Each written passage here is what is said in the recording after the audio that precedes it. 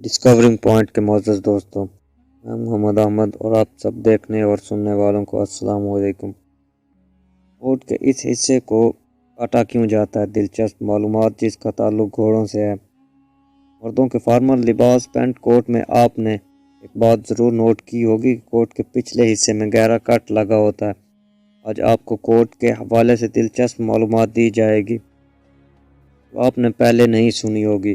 اپنی ویڈیو کو شروع کرنے سے پہلے آپ سے درخواست ہے کہ ہمارے چینل کو سبسکرائب کریں۔ کوٹ کے پچھلے حصے میں کوٹ کے گہرے کٹ لگے حصے کو سوٹ وینٹ کہا جاتا ہے۔ اس کا تعلق اس دور سے ہے جب آنے جانے کے لیے گھوڑوں پر سواری کیا کرتے تھے۔ پیچھے سے کوٹ ٹائٹ ہونے کی وجہ سے گھوڑے پر بیٹھنے میں مشکل ہوتی تھی، اس لیے پیچھے کا حصہ ڈیزائن کے تحت کاٹا جانے لگا۔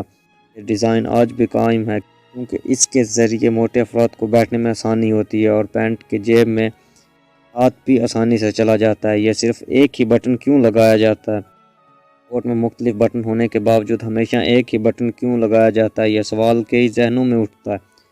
اس کا جواب یہ ہے کہ آج کل استعمال ہونے والے کوٹس 1906 عیسوی میں ایڈورڈ ہفنم کے دور میں متعارف کرائے گئے اور انہیں لاؤنج سوٹ کہا جاتا تھا۔